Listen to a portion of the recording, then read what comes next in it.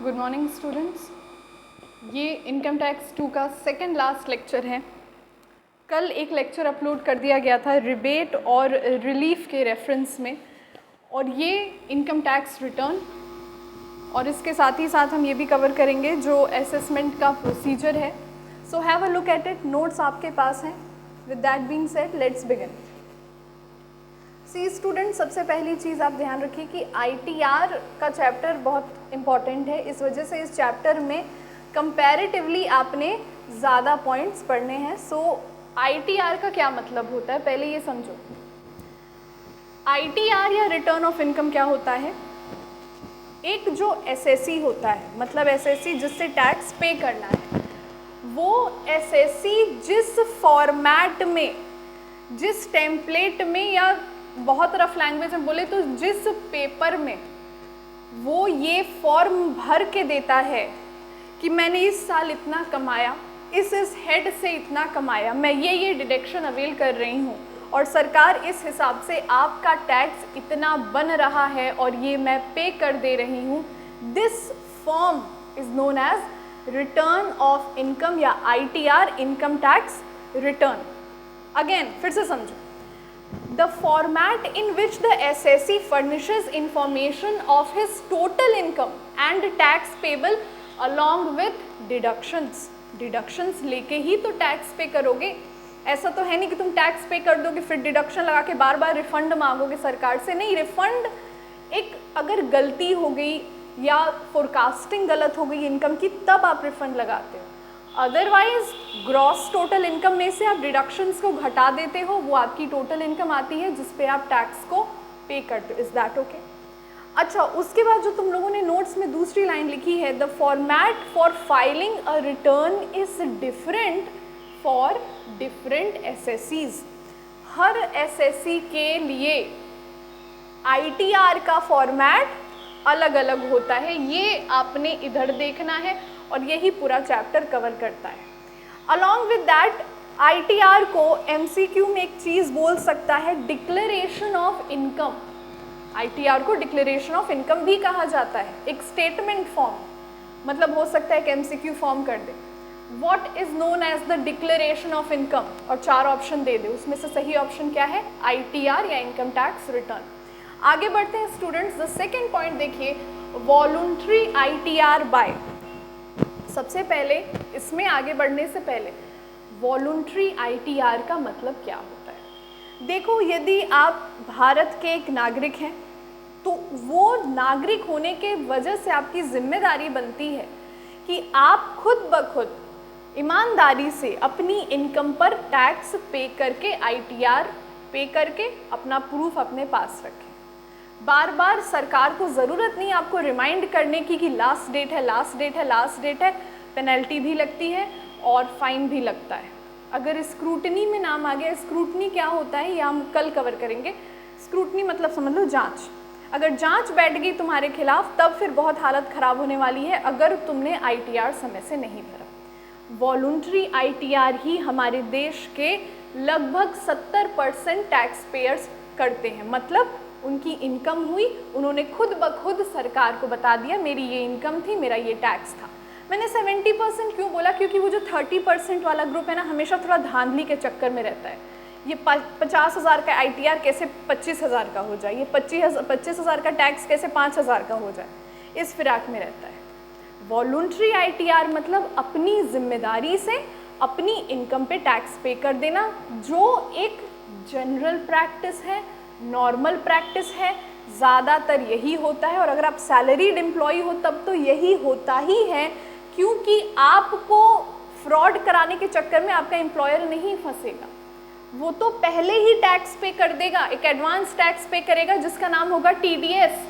मतलब मेरी सैलरी आने से पहले मेरे कॉलेज, मेरे एम्प्लॉयर मेरा TDS पे करके मुझे सैलरी देते हैं। समझ में आई बात? तो वॉलंटरी ITR का मतलब समझना, 90% in general cases ITR SSE खुद फाइल करके जमा कर देता। ऐसे समझो, क्योंकि मैं चाहती हूँ तुम्हें ये वॉलंटरी बहुत क्लियर हो। ऐसे समझो तुम लोगों को प्रोजेक्ट और असाइनमेंट्स मिलते हैं और उसकी डेट भी मिलती है।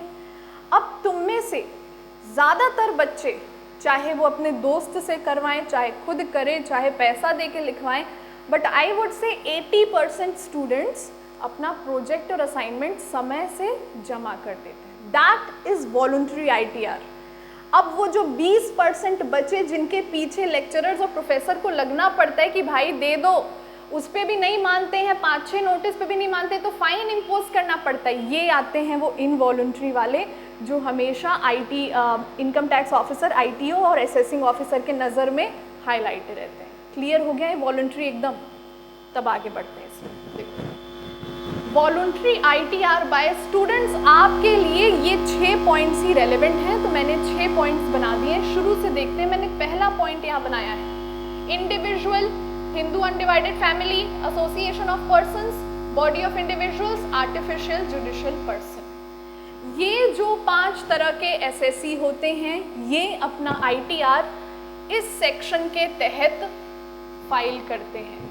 ये सेक्शन बहुत इंपॉर्टेंट है, सेक्शन 139 सबसेक्शन 1 पूछेगा ज़रूर। ऐसे ही पूछ सकता है कि under which section the Hindu undivided family files the ITR। याद रखना कौन सा है, 139 सबसेक्शन 1। Is that okay? आगे बढ़ते हैं स्टूडेंट्स। आपका जो दूसरा है कंपनी या फर्म। जब मैं तुम लोगों को स्लैब रेट पढ़ा रही थी तो मैंने पढ़ाया था कि स्टूडेंट्स कंपनी या फर्म के नेट प्रॉफिट पे हम फ्लैट 30% का टैक्स पे कर देते हैं। यहाँ पे हम स्लैब रेट नहीं बनाते कि 2.5 लाख की इनकम, 5 लाख की इनकम, उससे ऊपर की नहीं। जो नेट प्रॉफिट आया है तुम्हारे PL के स्टेटमेंट पे, उस पे फ्लैट कितना देते हो, 30%। फिर डिडक्शंस क्लेम कर सकते हो, उसका कोई मसला नहीं है। अपना अनअब्जॉर्ब डेप्रिसिएशन हो गया, कोई ऐसे एक्सपेंसेस हो गए जो तुम्हारे फर्म के लिए बहुत भारी पड़ गया, you can claim deductions. Her company और फर्म ने एवरी PY, हर प्रीवियस ईयर में अपना ITR फाइल कर देना है। Coming down to the C1, बहुत ध्यान से देखो, ROR with assets outside India, resident और ordinary resident with assets outside India. मैं भारत की एक सामान्य नागरिक हूँ, मगर मैंने 2000 एकड़ की प्रॉपर्टी टर्की में ले रखी है, मेरी 2000 एकड़ की प्रॉपर्टी कनाडा में है, मेरी 5000 एकड़ की प्रॉपर्टी USA में है। इसका 2 मतलब हो सकता है, या तो फॉरेन में मेरा कोई रियल एस्टेट का बिजनेस चलता है, या फिर फॉरेन में कोई ऐसे मेरे रिश्तेदार या जान पहचान के लोग हैं जिन्होंने अपनी प्रॉपर्टी मेरे नाम कर दी।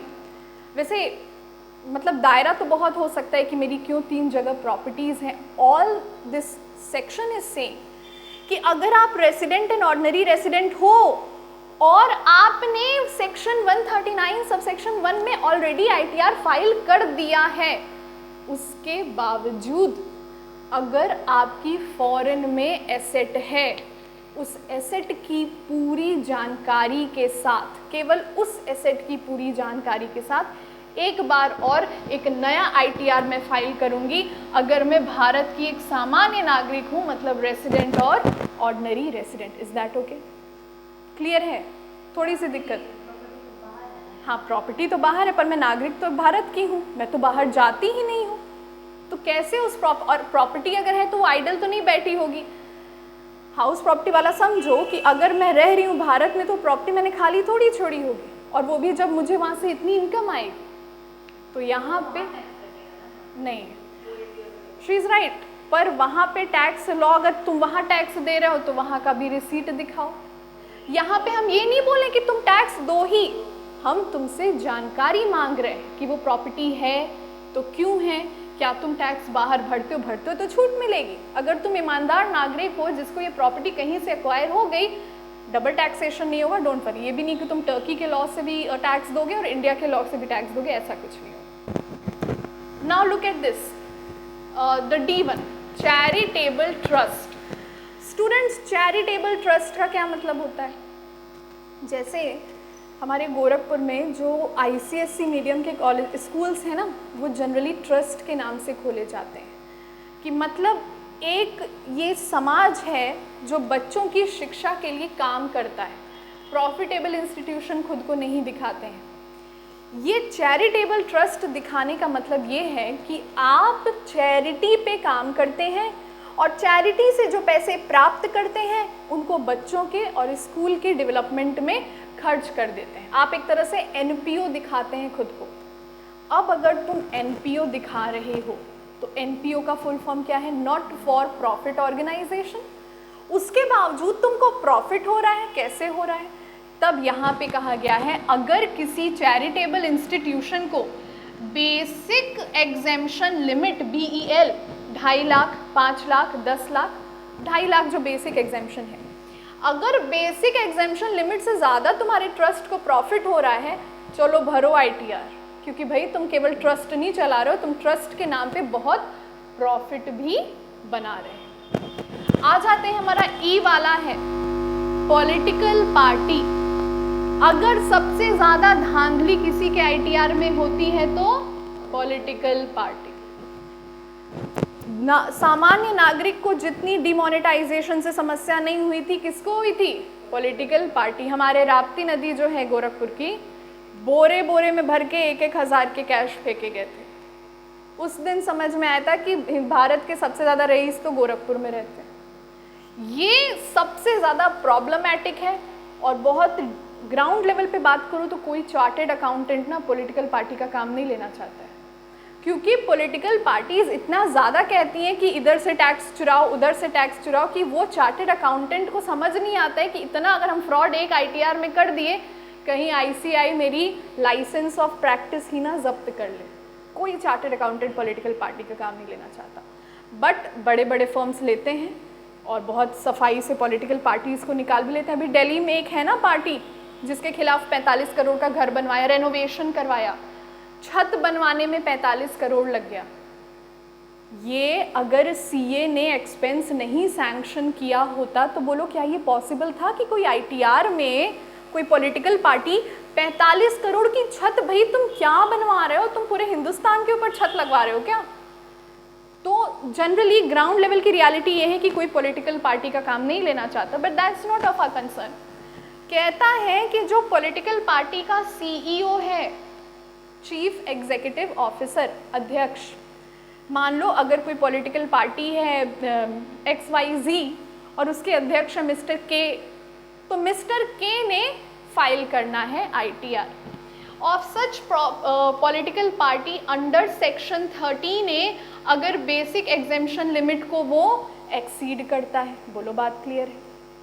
अंतिम देख लो स्टूडेंट्स, एनी अदर पर्सन, और किसी व्यक्ति के लिए बस इतनी सी बात कही गई है कि भाई before due date, due date क्या होता है अभी हम वहाँ पे पहुँच नहीं रहे हैं, मगर मैं बता दूँ एनी अदर पर्सन के लिए ड्यू डेट होता है 31 जुलाई हर साल का, मतलब असेसमेंट ईयर का। तो असेसमेंट ईयर के 31 जुलाई, ये ज़रूर 31 जुलाई ये सबके लिए नहीं है, केवल एनी अदर पर्सन के लिए है। तो एनी अदर पर्सन ने 31 जुलाई से पहले, मतलब ड्यू डेट, क्यों काम को ड्यू डेट पे करना चाहिए, ड्यू डेट पे भी करो तो भी कोई दिक्कत नहीं। तुमने 31 जुलाई होते होते होते अपना 12 बजे रिटर्न सबमिट कर दिया, वो भी वेरी गुड, ठीक है, कोई दिक्कत नहीं। तो 31 जुलाई या उससे पहले तुम्हें ITR में फर्निश कर देना है अगर तुम बेसिक एग्जेम्पशन लिमिट को एक्सीड कर रहे हो। अच्छा, एक चीज़ तुम्हारे बुक में नहीं दी है, मैं वो भी समझा देती हूँ क्योंकि सब कुछ आए, दैट इज़ गुड। ये बताओ क्या किसी की इनकम, बेसिक एग्जेम्पशन लिमिट क्या होती है 2.5 लाख, और अगर तुम न्यू स्कीम लेके चल रहे हो 3 लाख, न्यू स्कीम से क्वेश्चन नहीं आएगा इस वजह से यूट्यूब पे वो वीडियो भी नहीं है, पर मान लो न्यू स्कीम के अनुसार 3 लाख बेसिक एग्जेम्पशन लिमिट है। स्टूडेंट्स मान लीजिए अगर SSC की इनकम 2.5 लाख को एक्सीड ही नहीं करती है तो क्या उसको ITR फर्निश करना चाहिए? देखो डिपेंड करता है। अगर मान लो मिस्टर D हैं और उनकी इनकम 2.5 लाख से कम है, उन्होंने छोटा सा अपना व्यापार शुरू किया कपड़ों का, उनकी इनकम फ़िलहाल में 2.5 लाख से कम है, पर उनके दिमाग में एक बिजनेस आइडिया है जिसके लिए उनको 5 लाख का लोन अगले साल लग रहा है ज़रूरत पड़ेगा। ऐसे केस में जो बैंक है 2 ही चीज़ मांगता है, सर आपकी बैलेंस शीट, सर आपका ITR, और अगर मिस्टर D ने ITR फाइल ही नहीं किया है तो उनको लोन नहीं मिलेगा। तो दूसरा क्वेश्चन कि मैम जब वो बेल से कम है, मतलब बेसिक एग्जेम्पशन लिमिट से कम है, तो ITR क्यों फाइल करेगा? बिल्कुल कर सकता है।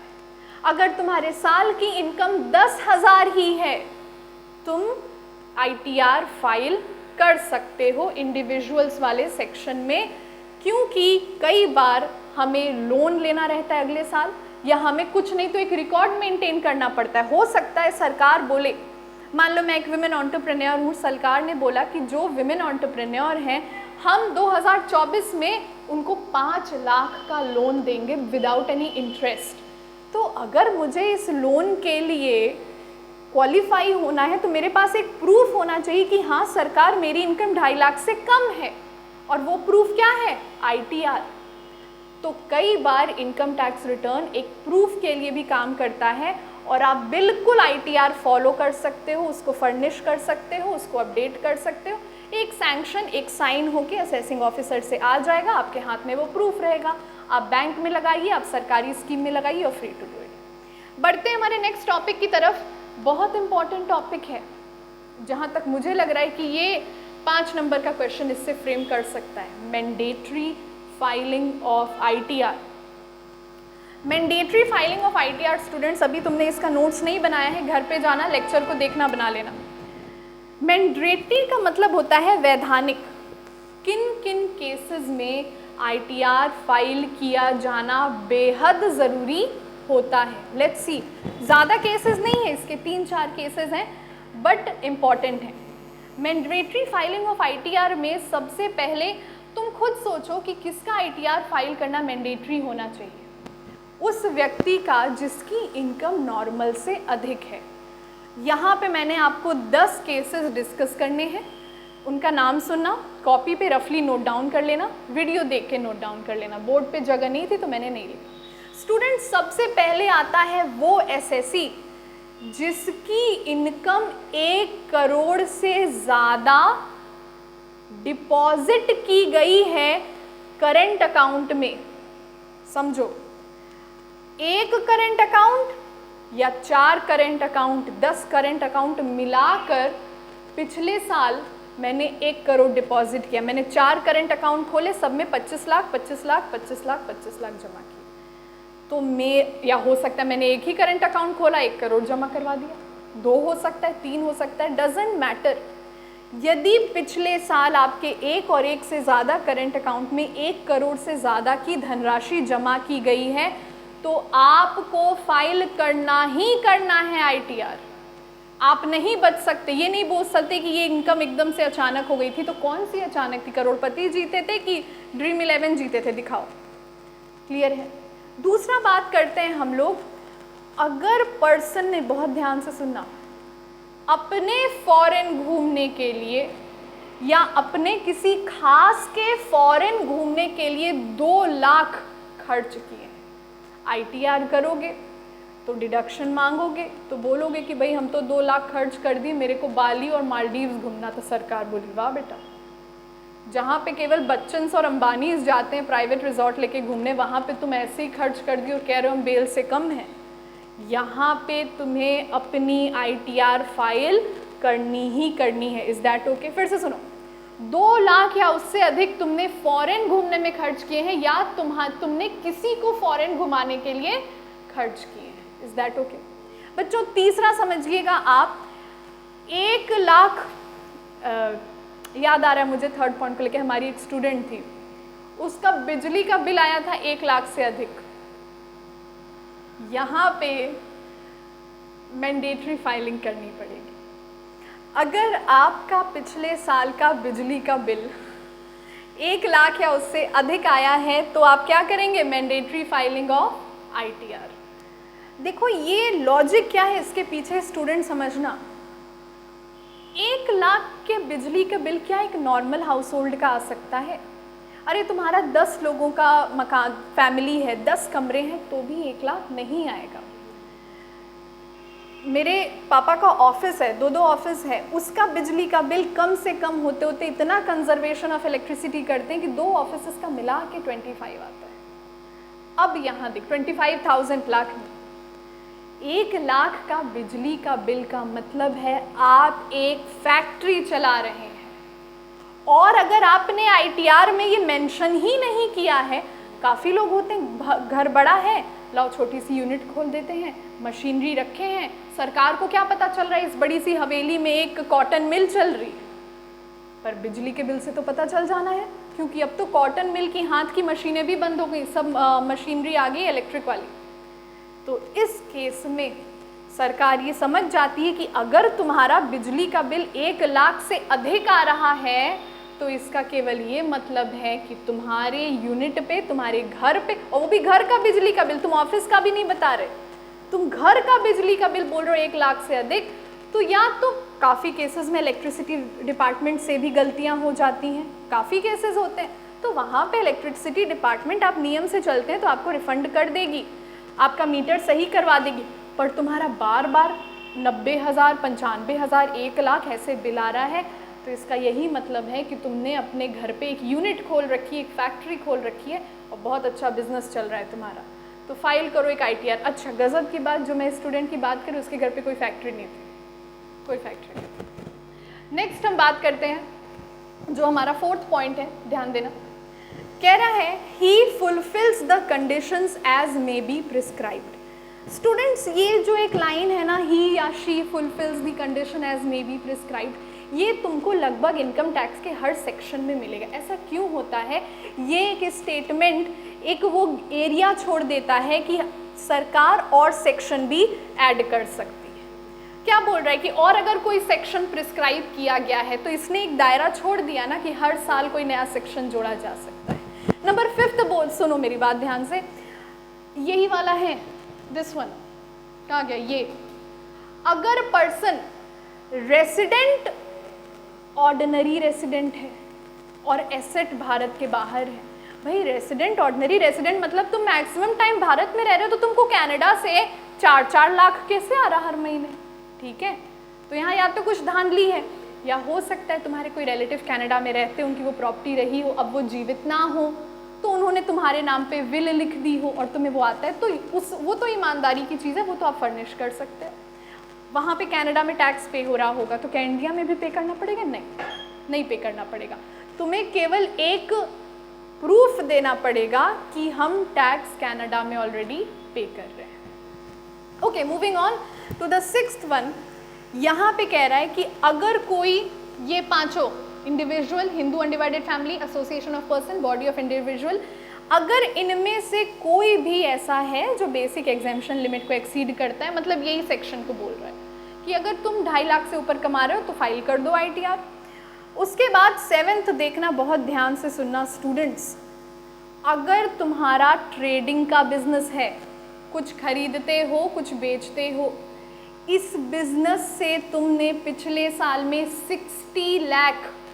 60 लाख से अधिक कमाई कर ली है तो तुम ITR फर्निश करोगे। ये था बिजनेस का, सेल का। अगर तुम सर्विस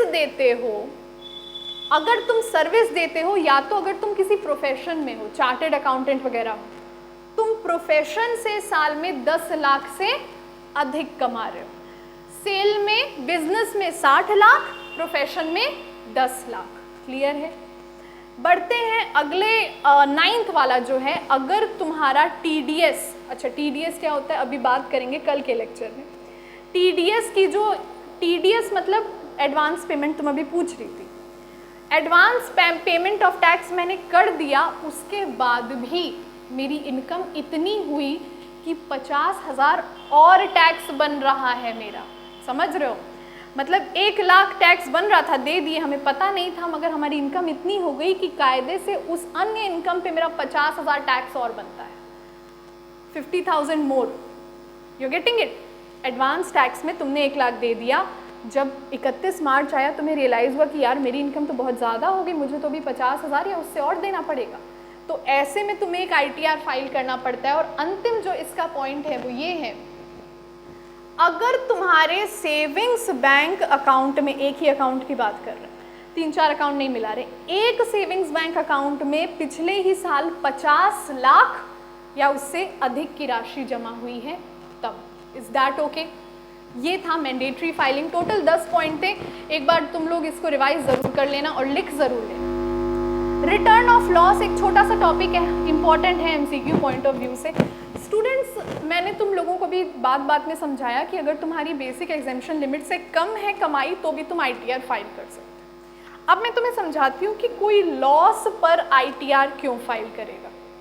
लॉस क्या सैलरी वाले को हो सकता है? नहीं। क्या हाउस प्रॉपर्टी वाले को हो सकता है? नहीं। कैपिटल गेन वाले को हो सकता है। मैंने एक लैंड ली थी, मैंने एक मशीनरी ली थी 2 करोड़ 4 करोड़ पे, और कुछ समय बाद बेची तो मुझे बुक वैल्यू के कंपैरिजन में मेरे बैलेंस शीट में दिख रहा था 1.5 लाख पे बिकना चाहिए, बिका वो 50,000 पे, तो 1 लाख का लॉस हुआ ना। कैपिटल गेन पे लॉस हो सकता है, मेनली पीजीबीपी पे लॉस होगा, profit of gains from business profession. तो होता क्या है ना स्टूडेंट्स कि सरकार आपको डिडक्शन देती है, एग्जेम्पशन देती है कि ठीक है भाई तुमने इस बार इतना लॉस इनकर किया है, ले जाओ, मत दो टैक्स। पर वो रियायत तुमको सरकार कैसे देगी जब उसको ये पता ही नहीं है कि तुम्हें तो लॉस हो गया इस साल। तो ये रियायतों को मांगने के लिए हम क्या फाइल करते हैं? Return of loss. अच्छा स्टूडेंट्स, ये रिटर्न ऑफ लॉस तुम्हारा फाइल होता है, ये किस में फाइल था? 139(1) में। ये फाइल हो रहा है 139 बट सबसेक्शन 3 में। Is that okay? बढ़ते हैं हमारे लास्ट टॉपिक की तरफ, बहुत ध्यान से देखना। कंपनी की ड्यू डेट क्या है आईटीआर फाइल करने की? 31 अक्टूबर। मेरे ख्याल से ये कैमरे में कैप्चर नहीं हो रहा होगा। कंपनी में आईटीआर फाइल करने की ड्यू डेट है 31 अक्टूबर। अगर कोई एसएससी चार्टेड अकाउंटेंट द्वारा करवा रहा है, इन 5 में से कोई हो सकता है। 30 नवंबर। एनी अदर किसकी बात किए थे हम इसमें? 31 जुलाई वहां बोले थे। और रिवाइज्ड आईटीआर या बिलेटेड आईटीआर क्या होता है स्टूडेंट? पिछले साल हमने आईटीआर फाइल किया, उसमें कुछ गड़बड़ी थी, सरकार बोलती कोई बात नहीं, तुम रिवाइज्ड आईटीआर फाइल कर लो। बिलेटेड मतलब हम कुछ 1-आध महीने से चूक गए। सरकार बोलती है, पहले तो सरकार 2-3 महीने की रियायत हर साल देती है, पहले बोलेगी 31 जुलाई लास्ट है, पर अगर देखती है कि हमारे 25% से ज़्यादा टैक्स पेयर टैक्स नहीं पे कर पाए, और ये भी रीज़न है कि इनकम टैक्स की साइट ना क्रैश करती है लास्ट डे, तो वो लोग 1 महीना 2 महीना बढ़ा देते हैं, उसे हम कहते हैं बिलेटेड रिटर्न। या कभी कभी बहुत बिलेटेड होता है, 5 साल पुराने इनकम पे टैक्स देना पड़ता है। क्यों देना पड़ रहा है? ताकि फाइन ना भरना पड़े। प्रॉपर्टी ट्रांजैक्ट किए, सोचे बच जाएंगे, नहीं बच पाए, तो उससे बेटर है अपनी गलती कबूल कर लेंगे, कम सज़ा मिलेगी कंपेयर टू जब असेसिंग ऑफिसर आपकी गलती को पकड़ेगा। तो बिलेटेड आईटीआर फाइल होता है 31 दिसंबर को। क्या ये चैप्टर खत्म हो गया? बेसिकली मैं कहना तो ये चाह रही थी कि चैप्टर खत्म हो गया, मगर स्टूडेंट्स एक छोटा सा टॉपिक इस चैप्टर में रह जाता है, और वो टॉपिक है ई फाइलिंग ऑफ आईटीआर का। बोल के समझ लो, बहुत इजी है। पहले इनकम टैक्स रिटर्न फाइल करने के लिए एसएससी को चार्टेड अकाउंटेंट के ऑफिस के चक्कर लगाने पड़ते थे, उसके ऑफिस पे बैठा रहना पड़ता था कि फ़ोन पे ओटीपी आएगा, आईटीआर फाइल करेंगे। अब ये सारा कुछ इलेक्ट्रिक मोड में हो गया है, मतलब चार्टेड अकाउंटेंट आप घर पे रहते हो, अब अपने सीए को फ़ोन कर दोगे, डॉक्यूमेंट्स भेज दोगे, वो डॉक्यूमेंट्स को अपलोड कर देगा। पहले ना ये सारा कुछ पेपर वर्क करना पड़ता था, सीए को असेसिंग ऑफिसर के पास जाना पड़ता था, अब ऐसा कुछ नहीं। डॉक्यूमेंट्स आए, डॉक्यूमेंट्स अपलोड हो गया, सरकार ने एक डिजिटल सिग्नेचर करके भेज दिया, हाँ it's all well and good. This is known as e filing of ITR. ये देखो, ये भी section 139 subsection 1 of income tax act 1961 से गवर्न होता है। जो भी इंडिविजुअल्स हैं जिनकी इनकम मैक्सिमम अमाउंट को एक्सीड कर रही है प्रीवियस ईयर में, वो अपना आईटीआर ऑनलाइन भर सकते हैं। और एक और चीज़ है, इसको हम ई फाइलिंग भी कहते हैं। ई फाइलिंग नाम से क्वेश्चन आ सकता है या एमसीक्यू में पूछ सकते हैं कि इस प्रोसीजर को क्या कहते हैं? E filing. अच्छा, as a taxpayer SSC should always seek professional help. कुछ एसएससी थोड़े से चालू में लाओ मैं खुद ही भर लूँ, बड़ी गलतियाँ हो जाती हैं, और उस गलती को रिवाइज करने के चक्कर में 10 बार सीए के ऑफिस के चक्कर लगते हैं। इसलिए एक ही बार काम करो, 100% जेन्युइन करो। अच्छा, इसी के साथ क्या हमारा ये टॉपिक खत्म हो गया? बस अंतिम बात, कौन कौन से डॉक्यूमेंट्स आपको चाहिए आईटीआर को फर्निश करने के लिए? हल्का हल्का नाम सुन लो, पूछा जा सकता है। सबसे पहले तुम्हारा बैंक अकाउंट का डिटेल, दूसरा तुम्हारा पैन कार्ड, फिर अगर तुम हाउस रेंट अलाउंस क्लेम कर रहे हो उसका फॉर्मेट चाहिए, उसका प्रूफ चाहिए, फॉर्म 16 देना पड़ता है आपको। उसके बाद पे स्लिप, आप अगर हाउस प्रॉपर्टी का फाइल कर रहे हो तो आपको हाउस प्रॉपर्टी का एड्रेस, अगर आपके हाउस प्रॉपर्टी में कोई और भी मालिक है, 2 भाई हो सकते हैं, किराया आता है, दोनों भाई मिल बांट के कमा लेते हैं, तो उसी पे टैक्स दोगे ना जो तुम्हारे हिस्से में आता है। तो वो रेंट अग्रीमेंट दिखा दो कि भाई ये हाउस प्रॉपर्टी में मेरा भाई भी है जो आधा किराया वो रखता है। अगर तुमने होम लोन लिया है और उस पर ब्याज दे रहे हो, पक्का डिडक्शन मिलेगा, होम लोन इंटरेस्ट की सर्टिफिकेट दिखा दो, और साथ ही साथ किस दिन तुमने कंस्ट्रक्शन को कंप्लीट किया उसमें भी सरकार रियायत देती है, क्योंकि कंस्ट्रक्शन में बहुत खर्चा आता है। Is that okay students? ये चैप्टर जो है ना बेहद इम्पॉर्टेंट है। अब हम ज़रा बात कर लेते हैं, हमारा ये चैप्टर ख़त्म हो गया, एक चैप्टर अंतिम रिबेट रिलीफ मैंने डाल दिया, ITR का चैप्टर कवर हो गया। लास्ट चैप्टर की बात कर लेते हैं, इनकम टैक्स अथॉरिटीज़ के बारे में। इसी में लेक्चर शूट करें या we should do another lecture for this chapter? Okay